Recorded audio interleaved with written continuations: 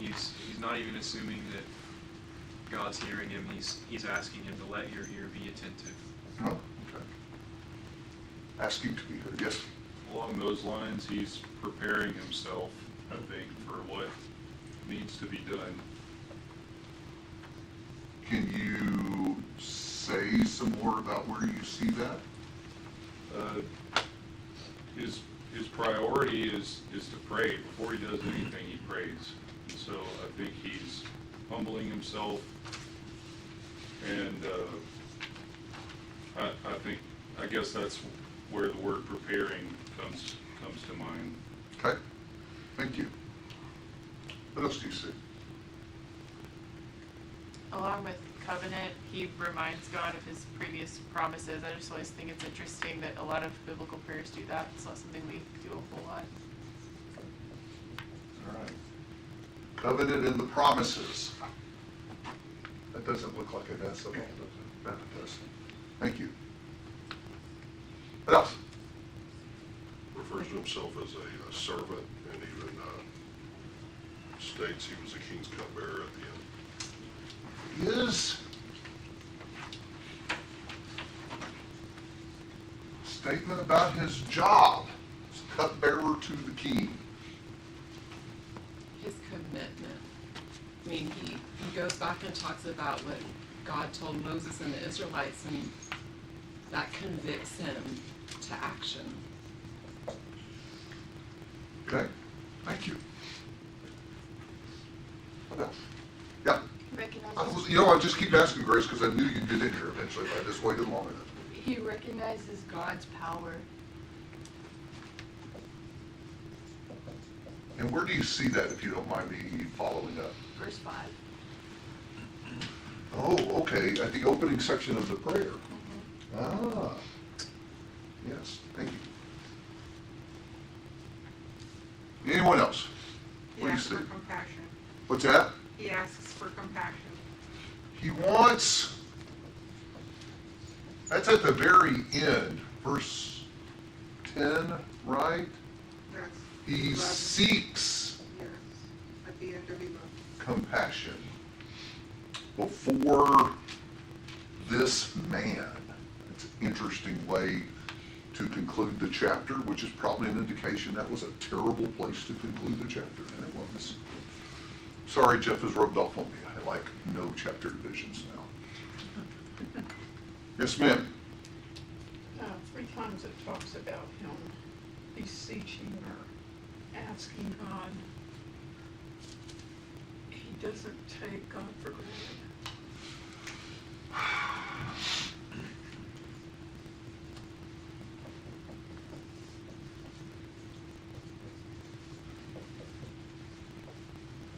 Interesting, guys. It's only 11 verses, and we're filling up the board. I'm going to cut it off pretty soon, so if somebody wants to jump in, I'd love to hear what else you see. The only other thing I'd say, he makes specific reference to Moses in there, but, this prayer is very similar to a lot of the prayers that Moses offered on the nation of Israel's behalf to God, reminding him of his redeeming them and saving them. Moses echoes there. Jeff would be proud of that answer. Yes? So I think it's interesting, the person doesn't report then Israelites being sinful, but that's kind of what he jumps to, that the wall is broken down and they're not being cared for because they still haven't turned back to God, which is why maybe he focuses so much on their sin. Yes, there is a lot about the sin. I was looking to see if we said something about that earlier. A lot about the sin in his prayer. Yeah. Yeah, thank you. Anybody else? Yes, ma'am. The way he describes himself and others, them, servants who delight to revere thy name. Yeah, what is that, verse 10? Yeah. Yeah. 11.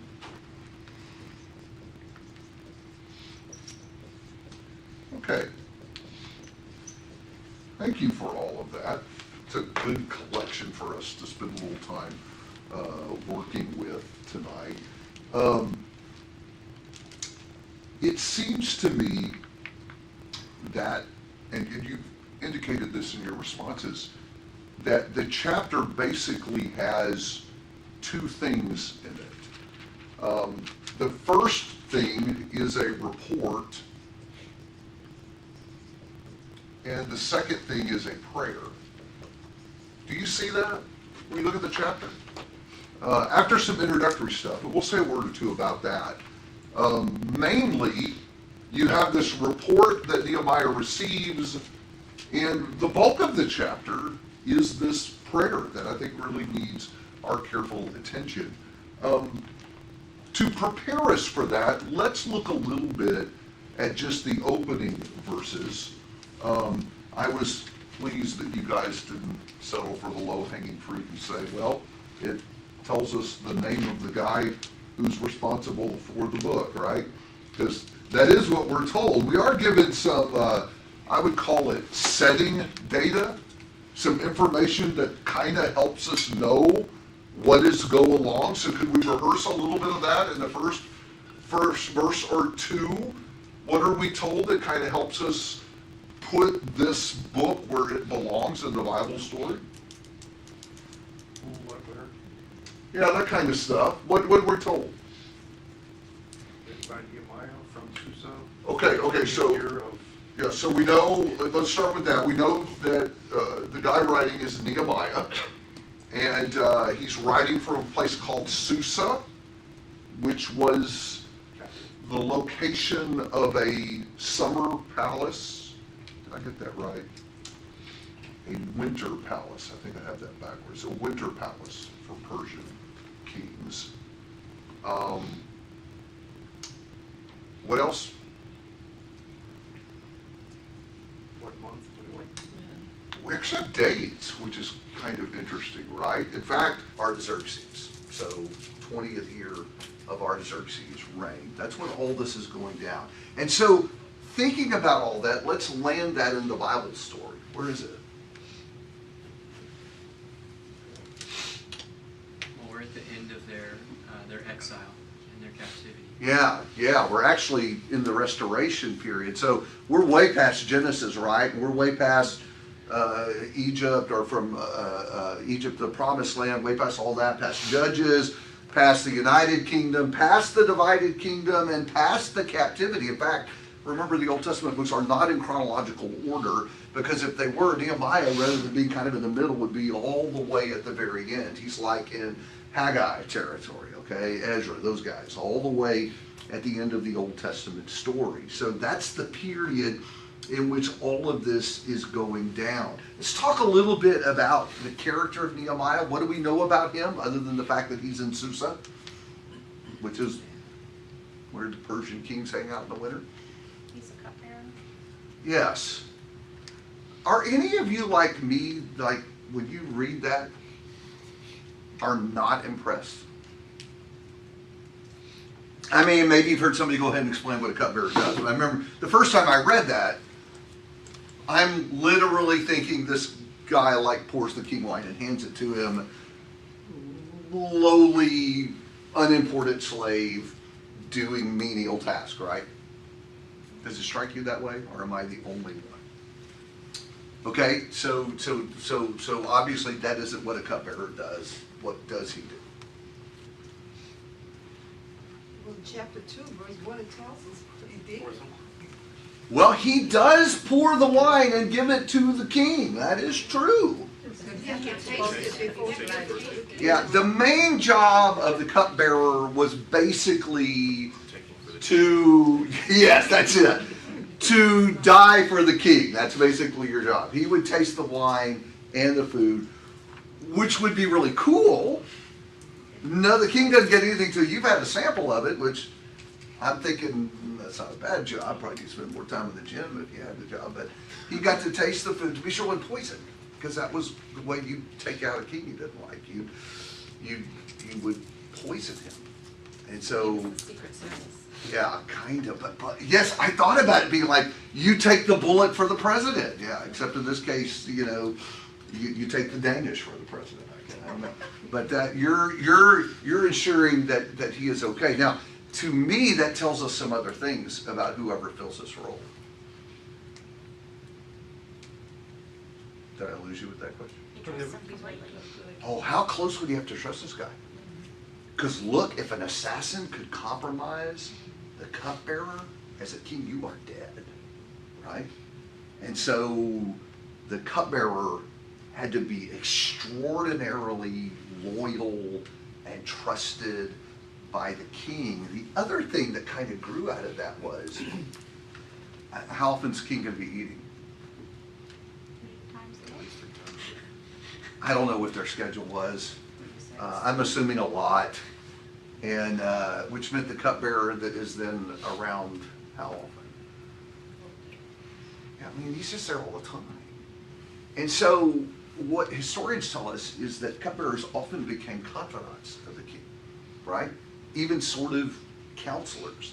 And so rather than being just kind of a glorified, butler, this guy was important. That was an important task, which is probably why he is still in Persia and did not go back with the groups that have been traveling back to restore Jerusalem. This guy was high up and had an important position. So just a little background on that I think is important to kind of understand the rest of the story. Let's dig into the report Nehemiah gets. Tell me about that. That's how the book opens, with this report he receives.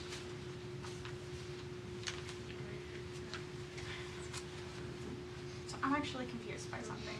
You're confused by something? I am. Okay. Because I assumed this would be about the Jews that returned from captivity, but my wording is the ones who had escaped and survived the captivity. Yeah, I think that's just a language thing. We are talking about the people who were released by Cyrus to go back and rebuild the city of Jerusalem. So what has happened is after that captivity, and that kind of happened in waves. There were several groups that went back. Someone has come back from the groups who had gone to restore the city. Keep in mind, and I think this is always important for us to remember, how slow communication would have been. In this day of literally, I could text him over in Turkey. They can't do that. So it might literally be years before word comes back about what's happening there. And so that's what's happened. It says that his brother Hanani, just bear in mind that the brother's a little more loose in their vernacular than it is in ours, came with some other men back from the Jews who had returned and were supposed to be rebuilding. And what is the report? What's the story? They weren't rebuilding. Sorry? They weren't rebuilding the wall. They weren't rebuilding. What else? They're in great distress. They're in great distress. Trouble and disgrace. Sorry? Trouble and disgrace. Trouble. What does your translation say? Disgrace? Interesting. Glad you mentioned that. Anything else? The primary issue seems to be the wall. Did somebody note that? Do we have that up here? Yeah, the wall is down. Someone mentioned that. You understand that doesn't mean that they had not gotten to the landscaping yet, right? What's up with the wall? Protection. Sorry? They had no protection. Yeah, so that didn't mean anything to me and you. We don't live in cities surrounded by walls, and our protection comes in a very different form, but that was their protection. In fact, there's a proverb, it's a great proverb. I think it's 25:29. Like a city without walls is a man without self-control. I mean, it just said your main line of defense is gone, right? I mean, and think about it. Think about how that would be true. I mean, if you had some marauding bad guys messing around with people in that area, what prevented them from coming right up to your front door? Nothing. There's no protection. a wall defines the city. Without a wall, you don't have a city. Yes. And so it's interesting that Fabi's translation used the word disgraced. Because it wasn't just, oh, we've got some unfinished construction project. And it's interesting you say that, Mark. That actually pairs well with what you said. Were they even a city without their walls? So it wasn't just risky, it was embarrassing. It was a disgrace. It says whatever we've done, we've really not made any progress at all. And as we'll see as we go through the book, enemies were a big problem. There were troublemakers in the vicinity, and Israel was just this object of scorn and ridicule. So this is the report that is brought, and when Nehemiah hears it, y'all start walking me through this, because I think this is fascinating. Talk to me about his response to that. I think some of it's up here. He's devastated. Yes. Somebody said he mourned and wept. You guys mentioned the prayer. We'll get to that in a minute. I'm looking to make sure I don't miss anything. Fasting. Sorry? Fasting and praying. Yeah, I'm going to get them. I don't want to get too far into the prayer. That's one of his responses. We'll unpack that in just a minute. Hold that thought. Somebody said, great concern, great care. Do you see that in his initial response and the first thing we're told? Unpack that for me. How do you see that? He was devastated. Yes, yes. Look at what the text says in 4. When I heard the words, I sat down and I wept and I mourned and I was fasting and praying before the God of heaven. Count it up with me. What all does he do? Walk me through it. Sat down, wept, mourned, fasting, praying. Wow. For days. Can you remember the last time that you cried over something? Guys, you don't have to raise your hand. I'm not here to embarrass you. Do you remember the last time you cried over something? Now, when's the last time you cried over something for days and days and days? I would have to think about that. And I'm a little bit of a baby about stuff. I can be a crier about things. I don't remember the last time I cried over something for days and days and days.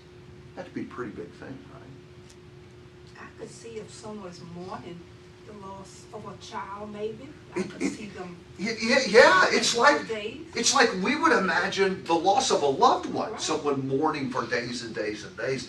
That's not what he's mourning though here. What is he mourning? Mourning, like in verse 9, they were not keeping the commandments. There was no one leading them Yeah. to build the wall. Yeah. After they started the wall, it didn't take very long. No, we'll get to that. Don't get ahead of me now. Because that's an interesting, a fascinating part of the story, in fact, is how quickly they get this done. It makes you wonder why they hadn't got it done already. So anyway, his reaction is really significant. I'd like you to mark that down in your brain and think about this. He cares about this deeply, right? Yes, sir. I would go back a little bit, and I asked them concerning the Jews who escaped. He wanted to know. It wasn't just, it came up in conversation. Well, he specifically asked them about what was going on there. Yeah, and I'm impressed with that too, because this isn't like this guy's a stonecutter, right? It's not like he's a farmer. Not to minimize people who farm. My father-in-law was a farmer, but it ain't sitting in the Oval Office getting drinks for the most important guy in the world, and that's essentially Nehemiah's job. He is serving in the court that's at the center of the world at that time. And when these guys come, here's the king's cupbearer saying, I want to know. What does that tell you about him?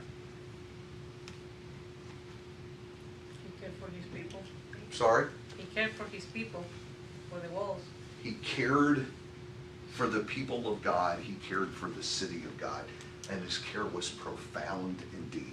And I think you need to kind of mark that down mentally at the beginning of this book. It's important not to pass by that too quickly, because that really defines how the story goes. It's really important to the story. I want you to see that and think about. Thank you for bringing up that he asked. I just think that he did that is important. And then has this very strong emotional reaction to the news.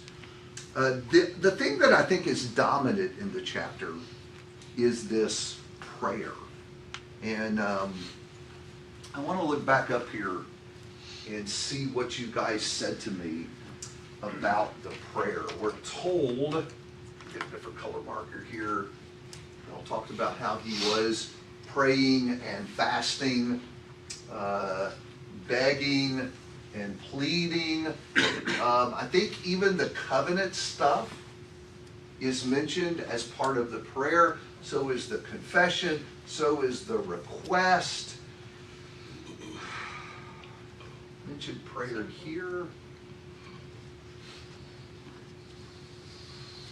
I think it was here. Doesn't take God for granted. I think even your Moses stuff was thinking about the prayer too. Wow, guess what you guys noticed? Marker is done. It's a long prayer. But it really isn't though, is it? I'm assuming we're getting the sketch, right? Because if he could pray this thing over for 5 days, he's talking really slow, right? So I think of this as kind of the high points that the Holy Spirit has given us about the prayer. Y'all seem to have been particularly impressed with that, and that's good because I think it's really significant. I like the categories that he includes. What does he open with? Praise. Yeah, in the prayer, the first thing he does is praise God, right? Somebody noted that. Who mentioned that? Was that you? Look at verse 5. I beseech you, O God of heaven, the great and awesome God, who preserves the covenant and his loving kindness for those who love him and keep his commandments. What jumps out at you there?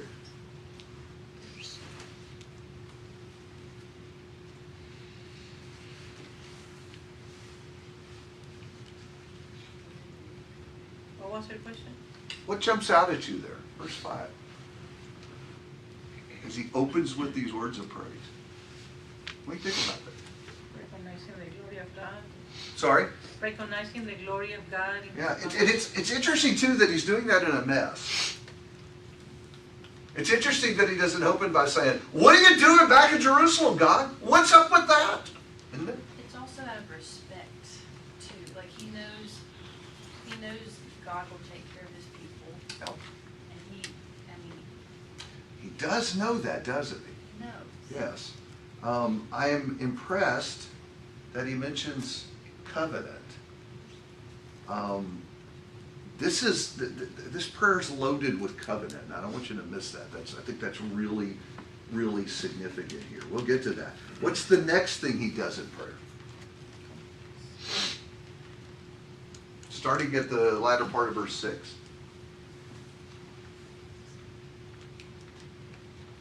Confession. Sorry? Confession? Yes. There is confession of sin, right? Which is also interesting. He hasn't said anything about Jerusalem and the walls and the mess and why aren't you doing something? He says, you are a great and awesome God who keeps your covenant, and we have not what? Kept your commandments. We have not kept the covenant. You are a covenant keeper. We are not. We've broken the covenant. And I really like at the end of verse 6. What does he say specifically when he talks about how they have sinned at the end of verse 6? Do you see it? Corruption. Who has sinned? I like that. I have sinned. I am part of this. I am guilty too. We have acted corruptly. We have not kept the commandments nor the statutes nor the ordinance which you commanded your servant Moses. Please hear covenant there. Please hear that. Because that's what he's saying. We didn't keep our end of the bargain. You were faithful to us, but we were not faithful to you. Okay, now look at 8, 9, and 10. Because this is where it gets interesting. What's the first word? Remember. What does Nehemiah want God to remember? Yeah, but what had he said? And there are two parts to it. If you're faithful, Yes, he begins with, when you punished us, you were being faithful to the covenant. Remember the word which you commanded your servant Moses, saying, if you are unfaithful, I will scatter you among the peoples. That's exactly what had happened to them, right? So he's saying, even in your judgment, you're a covenant keeper. But then what does he say in 9? Do y'all see how he's leading up to this? There's actually brilliant strategy on Nehemiah's part here. What's he say next in verse 9? If they repent, they'll be brought back. Yes, you also said that if we turn back to you and we keep your commandments, you'll gather us. Right? That's another part of the covenant. Why is he saying that? That's what's about to happen. That's what he's asking for. Yes. And it isn't that they haven't already been allowed to go. Remember, there are people back and they're working in the land, but clearly if the walls are still down and the people are disgraced, that part of the covenant promise hasn't finished yet. So what he's really saying to God is, I'm asking you to honor the covenant and finish this. I hear a little bit more than that even. Oh, please, jump in. He closes with, where I have chosen to cause my name to dwell. He's bringing God's name and reputation into this, which also echoes Moses when he said, you don't want all these nations around to hear about That's right. how, you just... More Moses stuff. Yeah. Matt brought that up a minute ago. So Yes. I think that's interesting too. Yeah, it is, somebody used a couple of y'all used the word humility. And I think that's strong in the way that he approaches God here. As disappointed and as emotional as he is, he doesn't come to God angry and complaining, why haven't you kept your end of the bargain? He comes to God saying, you are a great and awesome covenant-keeping God, and we have not been faithful. And you punished us as you said you would in your covenant. But you also said that if we would turn back to you, you would restore us. That's really what's happening here. So, really, he humbly and gently is asking God, finish the work with your people. I think that's the gist of the prayer, except we get to verse 11. And verse 11 is kind of strange, isn't it? Hey, David, I got a question for you. Yes. Okay, assuming God forgot something, is that not arrogant?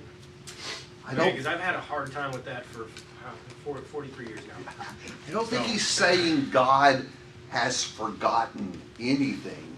I think he's saying, God, I would like for you to finish. Obviously, God's got his timetable. In fact, let's dig this up just a little bit. Why is this not finished? Why isn't the city restored? They didn't finish it, right? So I think when I say he's asking God to finish his work, there's more to it than saying, God, there's a problem over there, go fix it. What's the more to it? What's getting ready to happen? He's gonna get sent back. I'm sorry? He's gonna get sent to He is going to be the guy to go and finish. And I think what he's saying is, I can't do this without you. So we need to finish this project. We need to finish it together. And that explains the kind of weird thing in verse 11. Because we finally get to a request. Somebody said that. There is a request that asks here. There is this kind of tacit desire to go ahead and finish your work with your people. But the real request is what? help him be successful with the king. Okay, so you read it together. That's exactly right. What's he actually saying in verse 11? The king's he's gonna have to let me go. Yeah, what are his actual words? Give me success. Make your servant successful and grant him compassion before this man. Grant me compassion before this man. Now, if that's all you had and it ended there, what would your question be? What man? Who's the man? What are we talking about? See, but that's why I say you really shouldn't break the chapter there, because we need the rest of that to kind of figure out what's going on. It does say now I was a cupbearer to the king. Yeah, that's right. And that's going to be a problem, right? Because you can't just say, I got a better offer, which wouldn't have been true anyway, right? But the king is going to have to cooperate with him on this. And now that sets us up for next week in chapter 2, because that's where now we move to the court of the king, where he's got to get the king on board to allow him to go and do this thing. So it impresses me that Nehemiah is not asking God to fix this without him. He's asking God to partner with him and help him so that he can help his people. A couple of things about reading the book. I have actually entitled the class A Godly Man's Journal. And I think that's how you ought to read Nehemiah. It's like you're reading his journal. Here he is setting out on what will be his life's work. This is God's purpose for him. And the really curious thing that he's done is it's been preserved for us in this journal of the work that Nehemiah is undertaking. And to me, the interesting thing about that is it's not just a journal with spreadsheets and dates and items completed and that kind of stuff. We kind of get the backstory about what he's thinking, and even more important, how he and God interact and partner in the Word. And that's the thing I really love about this book. The backstory on this is, it isn't really so much about Nehemiah and Jerusalem as much as it's about Nehemiah and God. And so when you read the book, I would challenge you to read it like we've been handed this person's journal, and we get to open it up and watch him go through this process. And the process is interesting. It's pretty cool that they rebuild the wall quickly. We'll talk about that. But it's even cooler to watch how he partners with God in it. And that's the thing I'd like for you to consider. That's the thing that I think can dramatically impact our own spiritual lives as we read this book, as we think about how we partner with God as we go through our lives. So, chapter 2 for next week, and we'll figure out how he puts his plan together. Thank you. Look forward to the class.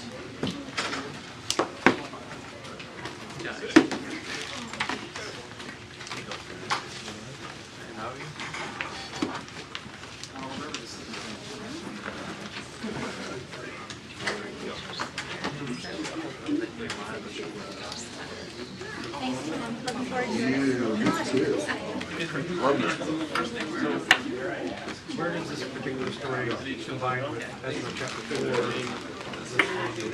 4? People sending a letter back to the Xerxes saying, make him stop building.